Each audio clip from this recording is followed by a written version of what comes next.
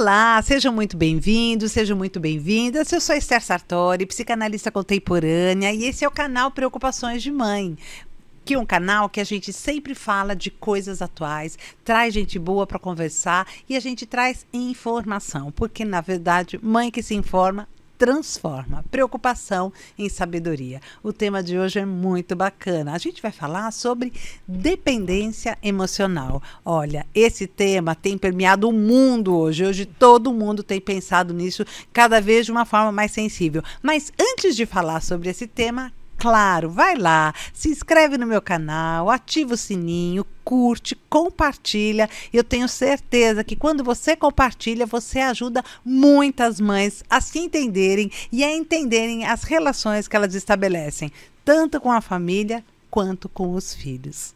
Porque, olha, na verdade, são as relações que transformam as pessoas, são as relações que fazem com que aquela criança venha a ser um adulto saudável ou não.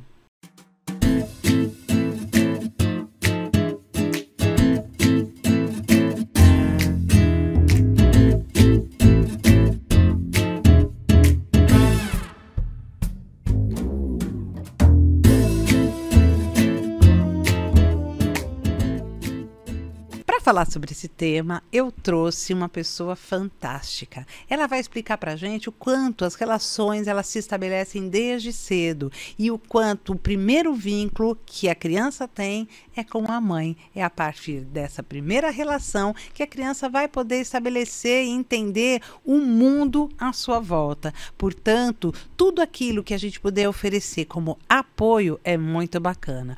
Porém, quando a gente deixa de apoiar para fazer pelo outro, aí sim a gente tem um problema. A autonomia é sempre a coisa mais importante a ser oferecida para a criança, para que ela cresça de fato como um adulto saudável. Sim, outros fatores são importantes: o carinho, o amor, o afeto, o vínculo. Porém, tudo isso sem autonomia fica muito difícil de fazer com que a criança se estabeleça, cresça e venha se tornar esse adulto saudável que a gente espera. Para falar sobre esse tema, eu chamei a psicanalista Cristina Falaschi. É um prazer receber. Afinal de contas, nós vamos ter muita coisa para conversar. Cristina, seja muito bem-vinda. Adorei a sua presença. Gostei muito que você aceitou. Afinal de contas, esse tema tá ali, né? Rodeando as famílias, sim ou não? Sim, pode se apresentar. Como? É o que nós mais temos hoje na clínica, né, Esther? Exatamente. A gente tem todo esse manejo com todas essas pessoas, com a demanda que eles trazem e que isso causa muita angústia. Por isso, nós temos que estar atentas a esse assunto. Eu sou Cristina Falaschi, psicanalista clínica. Eu atendo crianças e as famílias das crianças, porque muitas vezes essas crianças são só o sintoma de uma família que precisa de ajuda, que precisa de uma orientação. Atendo adolescentes e adultos. E na clínica a gente trabalha todos os assuntos, todas as demandas, tudo que alguém possa precisar, que tenha uma dor, a gente está lá para ajudar. E é verdade, dentro da psicanálise a gente sabe, né? Eu só posso ajudar a pessoa a se curar se ela souber qual é a dor dela inicialmente. E a gente ajuda a descobrir essa dor, não é isso? Exatamente. O nosso manejo clínico é exatamente esse. Descobrir onde nasce esse sintoma. Porque a pessoa vem com um sintoma, né, Esther? Sem dúvida. Sem dúvida, ela chega e dói aqui, dói ali. Da onde vem isso? O porquê disso? É esse o nosso trabalho. É muito legal, gente. É muito bom. É muito bom a gente poder ouvir o outro e ensinar ao outro a se curar. Essa é essa nossa maior, né, Até porque, vantagem. Esther, eu sempre gosto de dizer que o botão, o interruptor está do lado de dentro, né?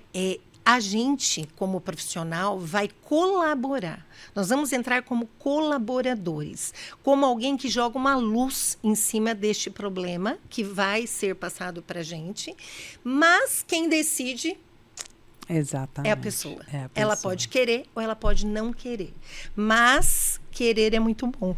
Ai, querer é muito melhor.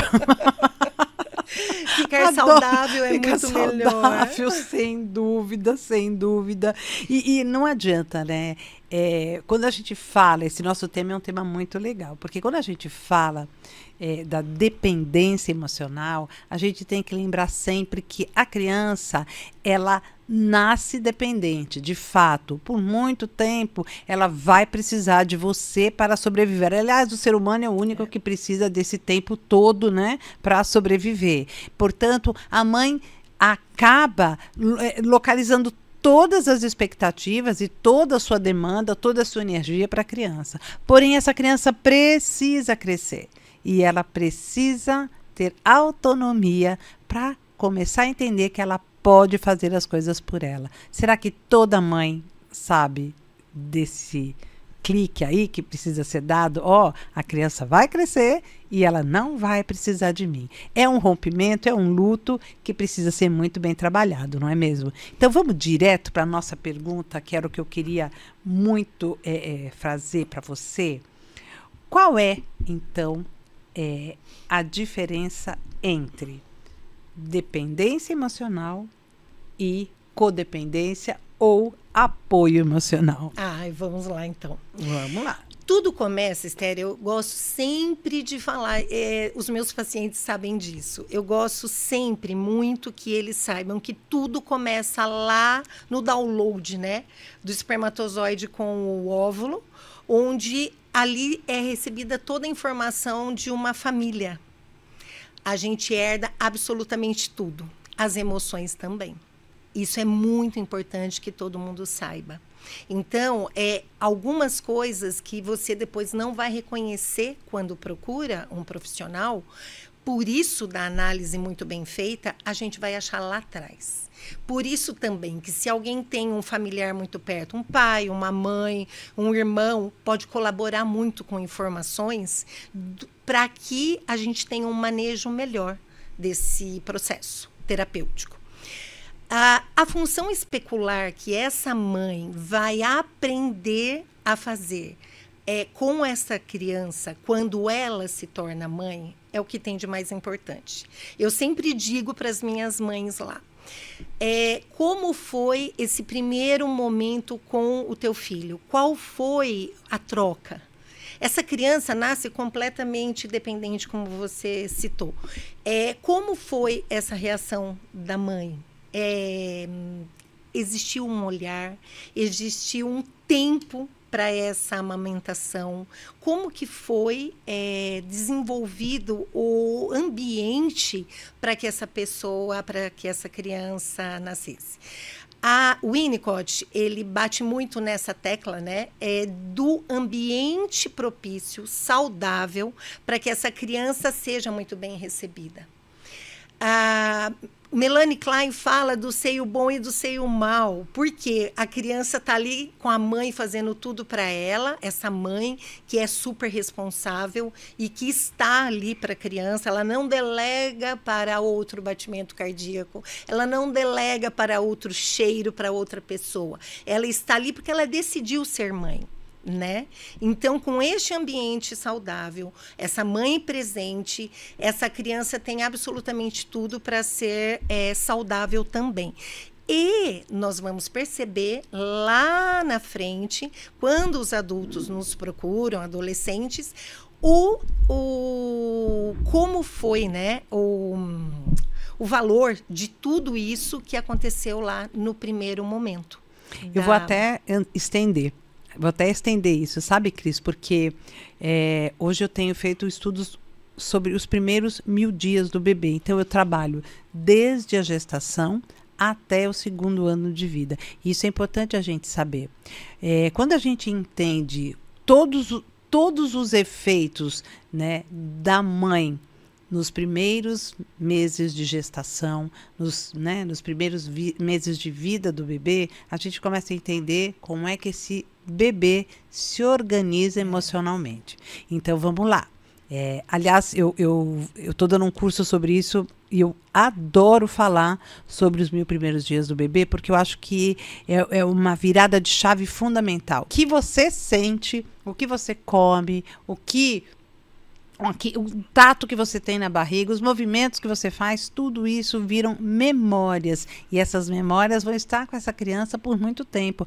Aquilo que você deixou registrado, incentivou, aquilo que você manteve, fica por um bom tempo, né? O que você não incentivou, aquilo que você não interveio, tudo que você deixou de fazer, vão cair para o campo das podas neurais. E aquilo a gente, né, isso acaba se perdendo. Portanto, é fundamental que a gente saiba que os primeiros 1000 dias do bebê são fundamentais para que a criança venha a ser uma criança saudável e um adulto saudável.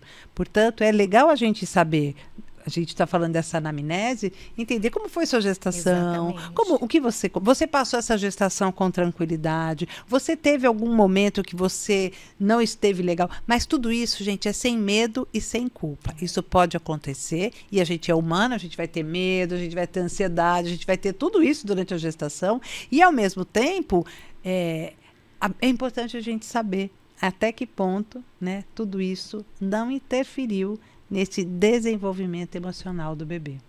E, Esther, durante o processo terapêutico, ter essas informações, trazer para a memória, para o consciente, é importantíssimo. Porque você começa a entender o que realmente você sente e o porquê daquilo.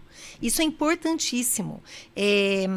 Sempre que a gente trata no consultório as pessoas que chegam com essa carga, que não sabe de onde vem, nessa anamnese, você gatinhou, você comeu, você chupou chupeta, teve algum trauma na família, porque trauma na família, mortes, alguma coisa que desestrutura a família, a criança percebe com a maturidade que ela não tem. Que ela não tem. Né? Com a imaturidade dela lá. Então, assim, para ela, muita coisa fica um monstro.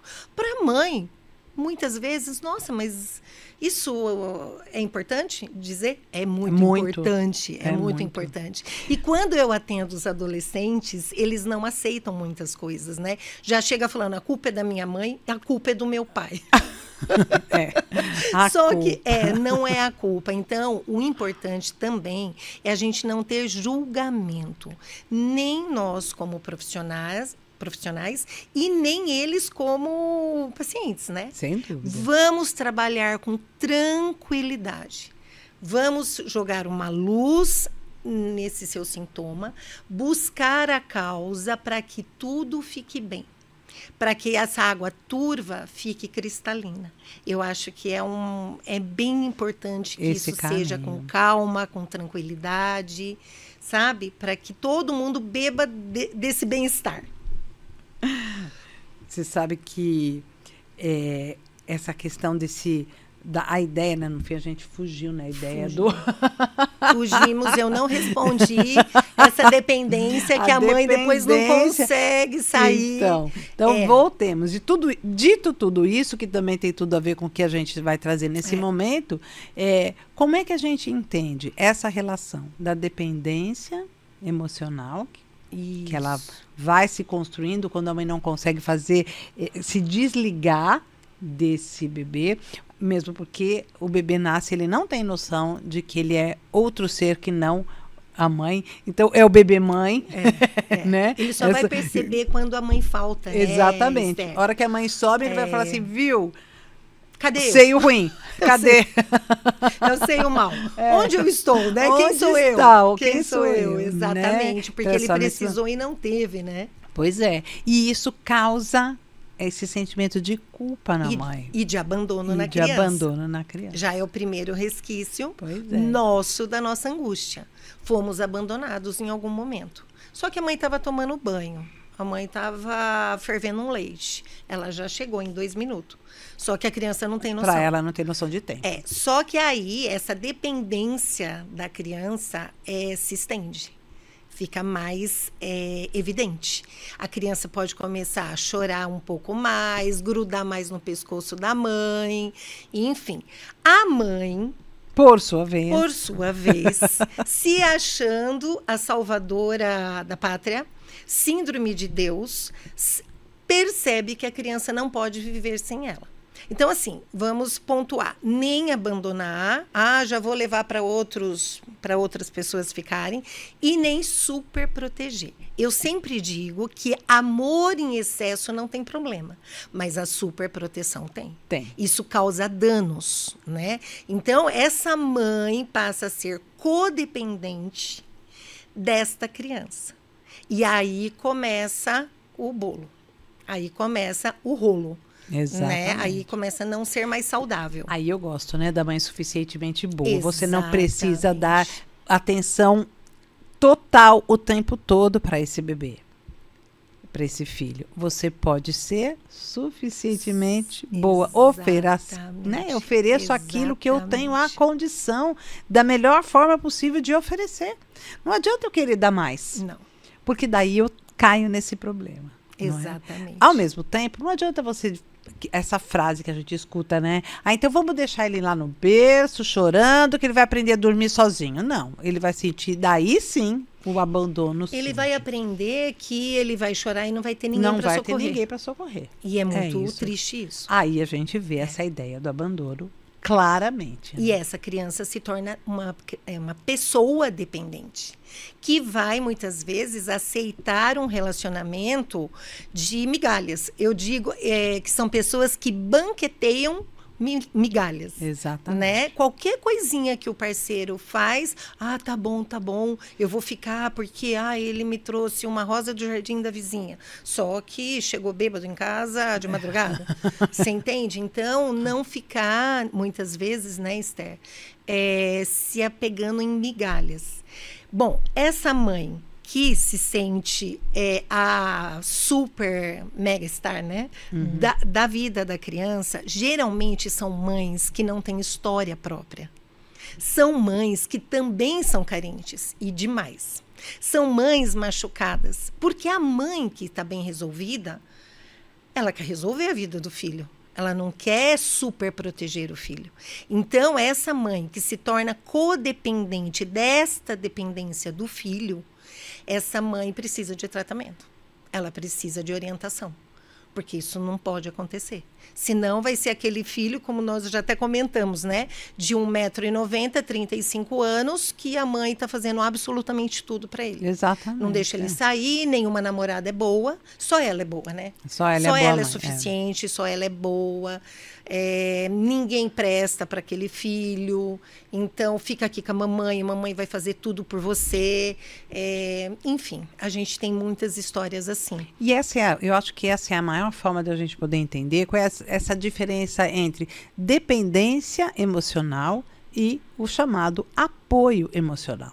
Quando existe a dependência emocional, tudo tem que ser feito para mim, por mim. E amém que alguém está fazendo, porque senão eu não tenho nem a condição, nem a iniciativa de fazer. Eu não fui ensinado a isso. O apoio é diferente. Eu quero que você faça. Então, eu te ensino a fazer. E você vai. A dependência, eu faço por você. O apoio, eu te ensino, eu conduzo você à forma do fazer. É aquela história do peixe, né? Uns entregam peixe, outros ensinam a pescar. E pronto. E é isso. A mãe, a função é ensinar a pescar. A gente não vai estar para sempre, né? A mãe tem que ter essa noção. E mesmo que esteja, né? E mesmo que esteja. E essa ideia do a mãe não vai estar para sempre, então eu preciso ficar com ela o tempo todo. Não. Nem a mãe quer isso. Não, ninguém quer isso. Eu vou falar para você, meus filhos, quando eles começam, né? Quando eles estavam crescendo, eu falei assim, olha, pode ficar sossegada. Fique sossegado, filho, fique sossegada, filha, que eu juro que eu sou grandinha. Porque não pode inverter os papéis, não podemos inverter papéis. Seu papel de filha é esse, seu papel de filho é esse. E o meu papel de mãe é esperar quando vocês vêm comer em casa de domingo, se der. Porque se não der, não faz mal. Tá tudo certo, tá porque tem a mãe que... Poxa, depois de tudo que eu fiz pra você, filho, pelo amor de Deus, eu não acredito que você não vai vir almoçar aqui. E aí o menino, a menina deixa de sair com alguém que seria muito legal, de viver o momento da juventude, ou sei lá de que momento, para vir almoçar com a mamãe, porque senão a mamãe vai ficar triste. E também tem o pai, né? Tem pai. Falemos dele. Aqui, Tem como, pai sabe que gente, também aqui, fica muito triste, sentido. Fica sentido. Qual é o papel dele ali? Lançar para o mundo, vamos lá. Exatamente. O papel verdadeiro é de lançar Para o pro mundo. Só que se ele quer controlar, que entra no papel da codependência. Também. Porque a pessoa faz tudo, paga as contas, compra apartamento, dá carro, só que por trás o que eu faço? Eu controlo. E aí quando você controla, muitas vezes você não deixa o outro ir. Você não é aquela questão da autonomia. Não tem, Você não dá autonomia. Então, é aquele adulto, muitas vezes, né, Esther? Nós temos adultos. Tem gente de 40 anos morando com o papai e com a mamãe, porque, como que eles vão ficar? Eles escolheram viver juntos. Eles vão ficar muito bem, muito obrigada. E mesmo quando há viuvez, né? Quando há... Viu, eu sinto, mas são Sim. fases que as pessoas vão passar. Cada um tem a sua história. Cada um tem isso a sua história. Isso é muito importante. E é interessante isso, saber. né? É a construção de história mesmo. Quando eu volto, daí eu volto para essa ideia, né, do bebê já no útero construindo a sua história. Veja só, gente, eu tenho um caso tão legal de uma mãe que eu acho que eu já contei isso em um outro podcast, mas eu vou trazer de novo porque eu adoro essa história. Essa mãe que ela cantava uma música para a filha toda vez, a menininha na barriga, ela cantava música para a gente ver como a memória, como a criança, ela já consegue ouvir você desde a gestação. Essa mãe cantava uma música para a menina toda noite cantava uma música para a filha, toda noite. Bom, quando ela teve a nenê, o puerpério acabou movimentando demais a vida dela e ela acabou esquecendo dessa música e assim foi. Quando eles adotaram um cachorrinho para a menina pegava o cachorrinho e cantava a música que a mãe cantava para ela durante a gestação. Isso é para a gente entender o quanto a audição, as emoções, elas já ficam registradas, elas já fazem parte dessa memória, né? Já há uma construção dessa memória, uma memória afetiva, seja ela auditiva, seja ela palativa, seja ela tátil, seja ela olfativa, já existe a construção dessa memória. Exatamente. Né? Isso é riquíssimo. É riquíssimo. É riquíssimo. A gente não pode perder isso. Nunca. Só que também, Esther, é o que eu falei no início, né? Muitas vezes acontecem coisas que não são agradáveis. Às vezes até a própria gravidez não é desejada. Não. E aí essa pessoa traz uma angústia muito grande de não pertencimento. E aí, quando a gente consegue descobrir que é essa memória, é muito lindo, porque a gente consegue ressignificar esse problema dentro desta memória. Então, eu falo que eu amo a psicanálise, porque é tanto resultado que a gente tem, é tanta libertação, que a gente fica assim... Olha, tem um paciente que chega... melancólico, triste. Será que eu tenho isso? Será que eu tenho aquilo? O que você acha que eu tenho? Quero fazer algum diagnóstico. Eu fico esperando assim, viu? Eu não trabalho com diagnóstico. Eu trabalho com gente. E se eu estabelecer um diagnóstico para você aqui agora, eu vou ter que trabalhar dentro disso. E eu quero trabalhar com todas as possibilidades. Eu não quero trabalhar fechadinha ali dentro do diagnóstico que você trouxe, o que você acha porque achou no Google, porque achou no Google, né? Então, eu não vou trabalhar dessa forma. Nós vamos trabalhar de uma forma livre, onde tudo é possibilidade. Eu acho que isso é muito lindo e muito rico, né? É fundamental a gente poder... E é fundamental mesmo a gente poder ter essa liberdade de entender o que o outro nos traz. Porque... é o outro que traz. Eu digo assim, você pode vir para mim com o diagnóstico, mas o que você me traz é muito... O que o outro traz fala muito mais. E às vezes o que não aparece É muito mais Exatamente. importante do que está sendo trazido assim de bate-pronto, né? A gente sempre fala que tem que ter uma atenção flutuante. Exatamente. Eu falo isso para os meus pacientes. Eu estou aqui com uma atenção flutuante. Ah, mas o que, que é isso? Ah, eu tenho que prestar atenção no que você diz e muito mais no que você não me diz. Porque daí nós vamos bordar essa história para nenhum ponto ficar solto. E as manifestações corporais também, quando você fala, de que forma você fala. Olha, são rico. tantos olhares que a gente tem que ter, né? Porque o corpo fala, gente. Então, Não tem como. não adianta. Não tem como. adianta. Bom, eu adoro poder falar sobre isso. Às vezes a pessoa está falando uma coisa e o corpo está dizendo outra. Totalmente. Ai, você gosta daquela pessoa? Sim, claro, sim. E o não aparecendo loucamente. Sim, né? sim. Né? Então, isso tá tudo tudo bem muito com rico. você? Sim, super, tudo ótimo. Ai, tá perfeito. Pera, quem é que tá querendo me enganar aqui, né? Ô, Esther, mas isso que você falou da dependência é muito importante, porque geralmente essas mulheres também que se jogam completamente para os filhos e não permite que eles vivam, né? Elas se nutrem muito disso. Muitas vezes não existe o marido na história, né? O parceiro. Não existe essa segurança que o parceiro deveria dar. O que eu percebo muito hoje é que os homens não estão muito preparados para essa demanda toda, para toda essa... para esse momento histórico que nós estamos vivendo, onde tem que ter muita parceria, né? Nessa educação dessas crianças, que hoje em dia é um desafio absurdo, né? É muito diferente da nossa época. Da nossa época, quando, né, com os seus filhos, com a minha, se você pega a infância hoje, é outra configuração. Você pega a adolescência hoje, é um sofrimento, né, Esther, que eu vejo na clínica.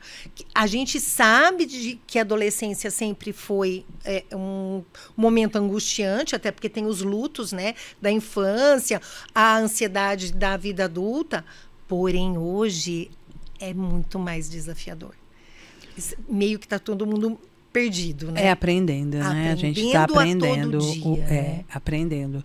Eu acho que são algumas fases, sabe, Cris? Eu penso assim, por muito tempo, a dependência da mulher era uma coisa aceita.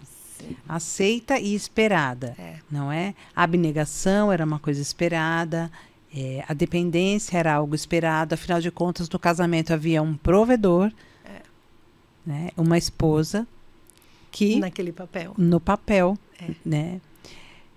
Hoje, a partir do momento que essa mulher começa a assumir papéis diferentes dentro de uma relação, há uma dúvida dela para com ela mesma, quem sou eu nesse momento, sim, uma dúvida do parceiro para com ela, mas o que eu posso esperar, né? O que eu posso esperar dela, e eu quero esperar tudo isso dela, né? Então há uma dúvida, sim, do qual é a capacidade, mesmo que, gente, 48% das mulheres no Brasil são as que sustentam a família. Olha que número. Mesmo assim, ainda existe o olhar de que a mulher precisa ser dependente.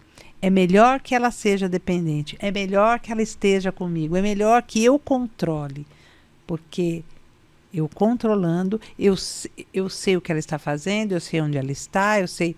Há uma necessidade ainda, a gente vive esse machismo ainda, já mudou, a gente já tem outras formas de entender isso, mas a dependência ainda é vista com bons olhos. E o pior a boa esposa.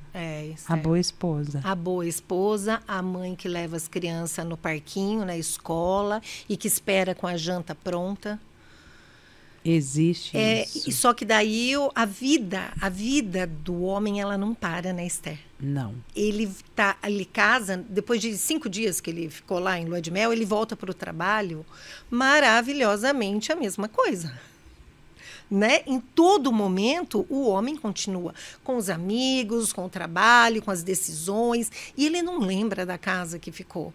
A mãe lá transformando o corpo com a gravidez, muitas vezes cuidando do cachorrinho da casa, enfim. Só que a mulher hoje se descobriu como uma potência, né? É potência. Hoje ela pode. Hoje ela pode. Então, assim, eu acredito que está tendo assim um estranhamento nessa nova configuração de relação. Por isso que nós, profissionais, entramos através dos nossos estudos, que a gente estuda continuadamente, né? A gente vai orientar, vai fazer essa parentalidade, né? A gente vai estar junto com essa família, com essa criança que muitas vezes fica rebelde, toda a insatisfação dela, às vezes ela passa com agressividade. Então, hoje nós temos crianças que também não podem ser crianças. Qualquer coisa que a criança faz, a gente já leva para ver que diagnóstico tem, né?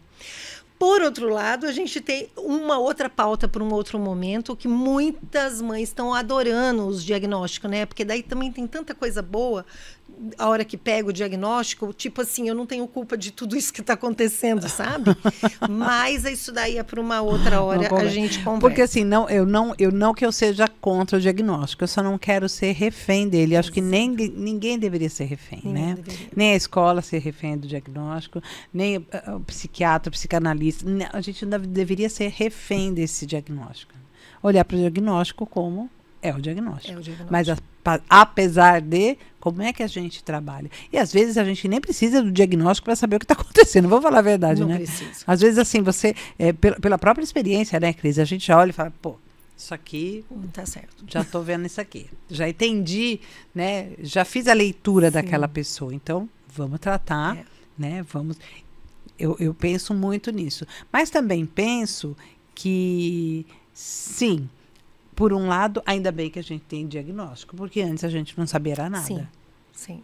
Hoje a gente pode ter um norte. A forma como cada um vai trabalhar, aí já é outros 500. Porque também, para mim, nem tudo é medicação. Não.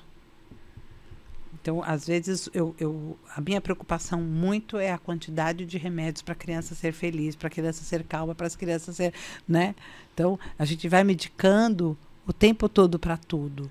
Será que tudo precisa de medicamento mesmo, né? Não, Esther, até porque o efeito colateral desses remédios é absurdo e as crianças não têm nem vocabulário suficiente para dizer o que está sentindo. E aí ficam parecendo crianças, não sei, é uma coisa assim que muitas vezes a gente fica até com pena, né? Porque se não tivesse medicado, de repente, a gente poderia saber... Acessar de outra forma, saber o que está acontecendo, como que a gente vai progredir. Aí você enche de remédio aquelas crianças, né? Mesmo os adolescentes, Esther. Os adolescentes medicados, eles ficam apáticos, né? Ai, porque eu não tenho mais desejo. Meu Deus, nós somos seres desejantes. Nossa. Como que você não tem mais desejo? Olha, desejo e escolha. Todo mundo.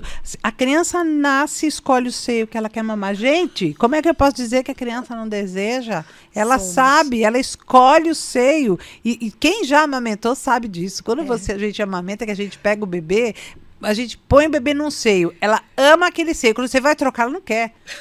E aí a gente escuta a mãe falando assim, ela não quer outro seio. Pois é, porque ela já fez a escolha dela. É uma escolha, tá feita a escolha. Aí. Seja porque tem mais leite, seja porque é mais fácil, não importa. A criança sabe escolher.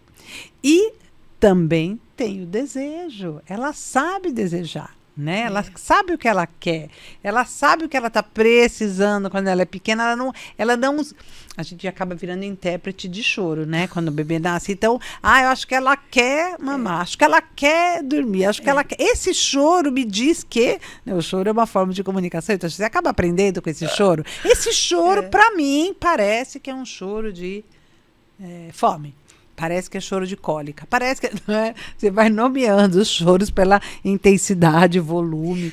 Então, a gente... Esther, mas olha que linda a sua fala. Eu quê? fico emocionada, porque olha a mãe que está com a criança, ela faz essa leitura. Faz essa leitura. Agora, a mãe que abandona a criança, né? Com 2 meses, a mãe já volta para a academia e a criança já vai para a escolinha.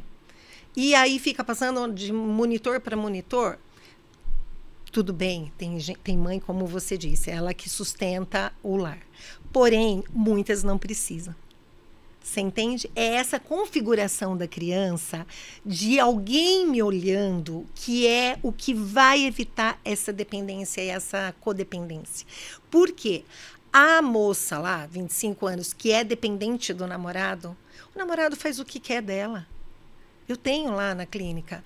É uma angústia imensa, porque é uma dor muito grande. Ela fica lá dependendo como se qualquer coisa que ele faça tá ótimo, tá maravilhoso. E ela esquece da própria identidade. Ela se coloca numa bandeja de prata.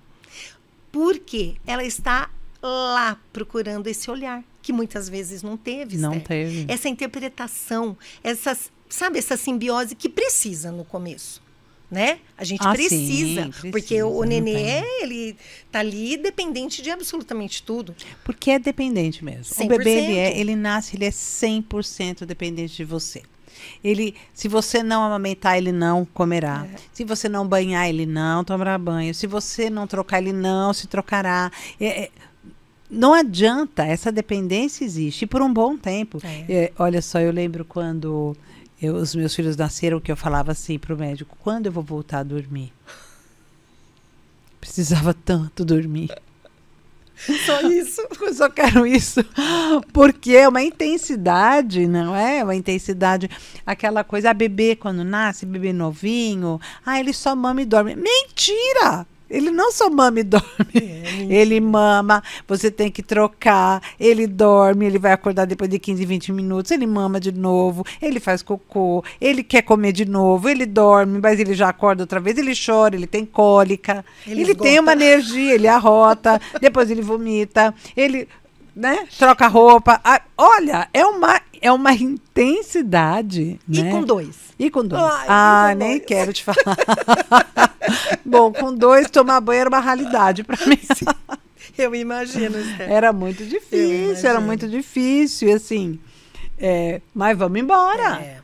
Eu acho que, às vezes, o excesso de informação, às vezes, faz com que você perca a noção daquilo que é até quase que instintivo. Eu sei. Mãe não é só instinto, a gente aprende a ser mãe. Essa história de que nasce uma criança, nasce uma mãe, eu não vejo dessa forma, tá? Eu acho que a gente aprende, sim, a gente aprende a ser mãe da mesma forma como a criança aprende a ser filho. Ali é uma relação de aprendizado das duas partes. Então, não adianta a gente... e outra, o que serviu para mim pode não servir para você, pode não servir para o outro. Então, informação segura é sempre o melhor caminho. Sim. Só que essa informação segura, às vezes, a gente acha, né? Eu vejo muitas mães dizendo, sabe lá na internet, eu vi que, sabe lá no Instagram, assim, informação segura é outra história. É outra coisa. Né? Então, você se informar é muito bacana, mas não deixar de pensar no seu instinto, o que o meu corpo está dizendo em relação a esse momento, o que eu estou sentindo que pode não ser exatamente aquilo que... Não é? Isso é muito importante, a gente poder ter esse olhar, né, instintivo para as coisas. É precioso, né, Esther? É precioso. Assim, é uma dádiva de Deus, um filho, né? E aí você poder estar com essa criança e introduzir. Porque a gente vai introduzir na sociedade, Exato. Na cultura, no contexto familiar também, né? Então, isso é maravilhoso. Olha que responsabilidade que essa mãe, né, tem nas mãos. Mas... também tem os limites. A criança começa a fazer algumas coisas sozinhas e a mãe não tem que ficar depressiva por causa disso, né? Não, nem fazer por ela. Nem fazer, porque daí eu vou gerando essa ideia de dependência. Porque fazer pelo outro, é uma coisa muito... Fazer pelo outro é diferente de fazer com o outro. E é isso que eu tenho visto bastante. Eu faço por ele, eu não faço com ele. Então, quando você faz com ele, você ensina o que deve ser feito. Quando você faz para ele, você ensina que ele não precisa fazer. Essa é a grande realidade. Então, fazer com o filho é muito bom. Óbvio, ele vai arrumar a cama perfeitamente? Não. Mas ele vai arrumar do jeito dele. Deixa que arrume. Faça com ele, ensinou, larga. Ensinou a lavar uma louça? Puxa, que legal, vamos aprender a lavar uma louça. Vamos aprender a fazer pequenas coisas. Eu não estou pedindo para você mandar seu filho lavar um tanque de roupa. Mas, sabe, vamos subir aqui num banquinho, vamos ver como é que lava uma loucinha, não é? Aos poucos, delegar para ele a responsabilidade de lavar o seu prato. Gente, o que é lavar o seu próprio prato? E aí está a construção saudável de vínculos. Construção saudável, construção do adulto saudável. Exatamente, né? Daquele jovem que vai procurar um relacionamento saudável. Exatamente. Por quê? Porque ele tem a memória de uma relação saudável. Não uma relação onde tem alguém ditando ordem e eu tenho que só obedecer. Porque também a gente vai formando com isso o caráter, né? Exatamente. Do adolescente, do adulto, da pessoa. Então, assim, a criança que percebe que ela só tem que cumprir ordens, que tem um autoritarismo em cima dela e não alguém de autoridade, ela também vai querer ocupar esse lugar. Então, ela vai para o parquinho, o que ela faz? Ela começa a gritar com todo mundo porque ela quer mandar. Ela viu? Aprendeu. Porque eu também só vou obedecer. E ela aprendeu. Ela aprendeu isso. Porque então, a criança aprende com o adulto. Não é, Esther? Chega no relacionamento a menina que só quer mandar, o menino que só quer mandar, e não existe uma relação saudável. Porque ela aprendeu tudo isso lá em casa, né? É aí que a gente entra nesse ponto aqui, ó. Como ocorre a codependência emocional nas relações amorosas e familiares? A gente já viu que a base toda está ali na infância. Quando a gente inverte papéis também, hein, Esther? A gente inverte os papéis, a gente não assume a nossa própria pessoa, a nossa própria história, e a gente quer viver a vida do outro. Então, o que a gente faz? A gente é aquele cuidador plus, né? Que eu costumo dizer. Você acha que só você consegue fazer, que só você sabe. Então, é aquela namorada que planeja absolutamente tudo, não dá espaço para esse namorado entrar. É aquele namorado que também já vem com tudo pronto, inclusive, ou o marido, né? Exatamente. Que já vem assim, olha, conta do banco daqui, é tudo, deposita aqui tudo, se você trabalhou, não importa, põe aqui que eu vou distribuir, o que vai ser gasto, eu mando, o que vai ser gasto no mercado, o que vai ser gasto de luz. Você sabe, você não sabe essa frase. Que é o controle, né? Você não sabe, quem fez isso sou eu, você não sabe fazer, você nem sabe quanto a gente tem. Você imagina se eu morrer, como que você vai viver? Exatamente. Essa é a história. Essa é a história. E aí vai minando a autoestima, né? Com certeza. Eu não sei, eu não faço, eu não posso, eu não consigo. Não consigo absolutamente nada. Eu tenho a história de uma pessoa que ela foi privada de absolutamente tudo na vida, sabe? O marido que fazia, o marido que resolvia, o marido que... Enfim. Você não sabe, você não consegue, você não pode, deixa que eu faço. Enfim, tomou as rédeas e ela... deixou. Pela dependência emocional também, né, Esther? E dependência que vai se tornando financeira, porque o dependente emocional, ele se sabota. Ele nem se permite ser alguém que tenha um bom emprego, um bom salário. Porque ele não é merecedor. Exatamente. Ele não é merecedor. Ele tem que ficar ali na submissão. Sem dizer que o codependente, o que ele faz?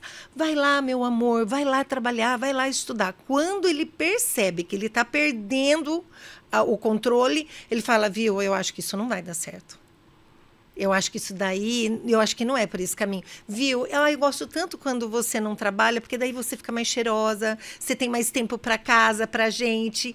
E ela compra a ideia. Claro. Ela compra a ideia, só que daí o tempo vai passando e ela vai ficando. E ele continuou andando. Ascensão. Ele continuou andando. Chega uma hora que ele é o próprio Deus da relação.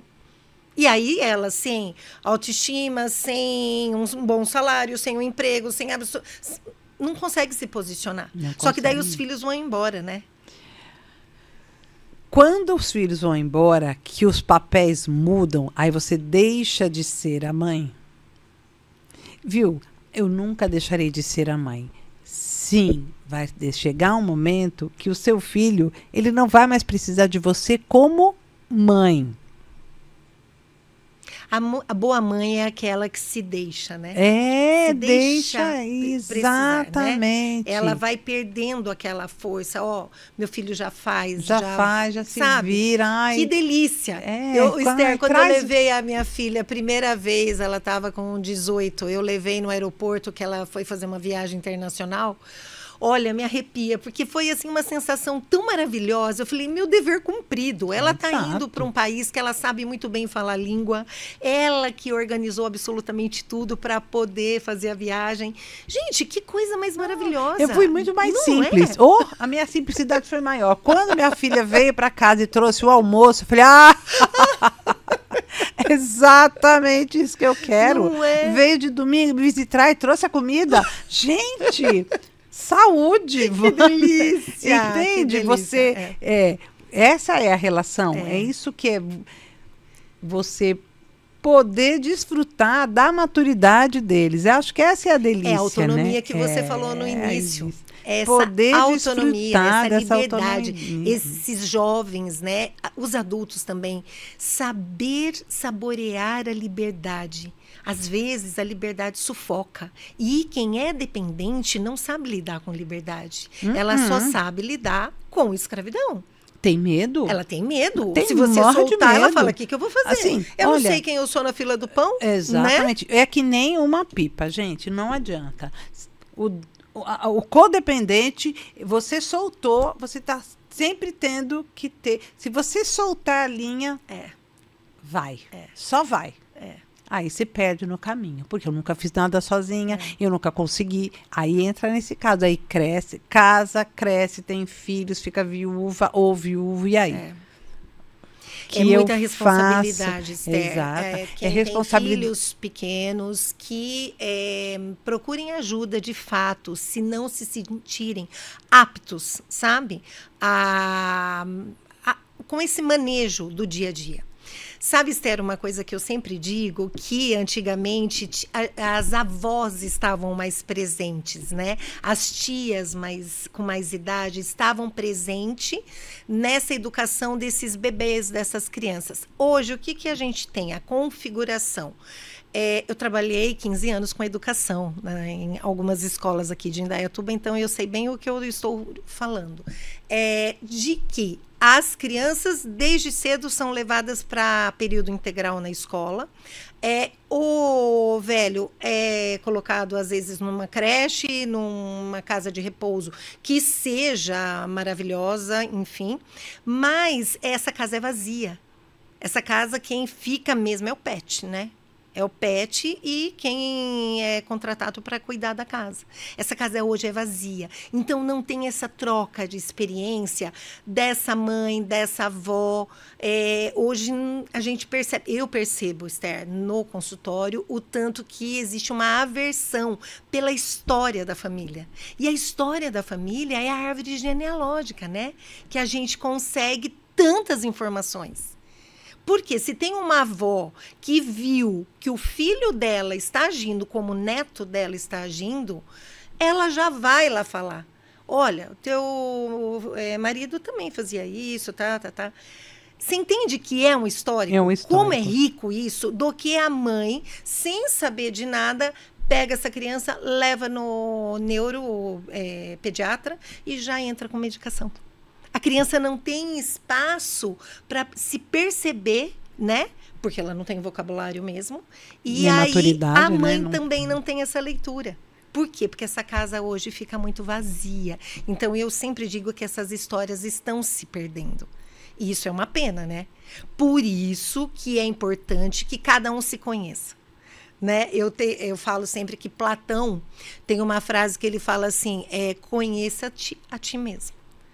Então, a análise, ela é essa cura por você se conhecer, por você trazer à tona para a sua consciência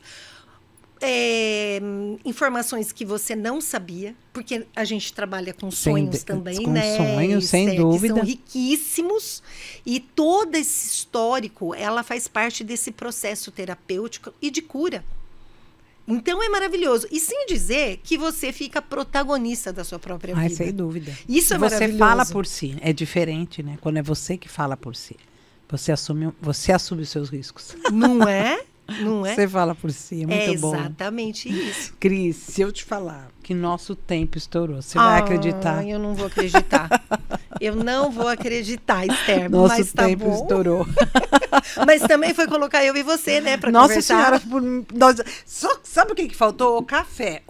É verdade, Olha, é verdade. só faltou esse cafezinho. A gente ia ficar aqui, Esther. Ó. Aqui, a gente vai puxando. Vai puxando, daqui a pouco não acaba o assunto nunca.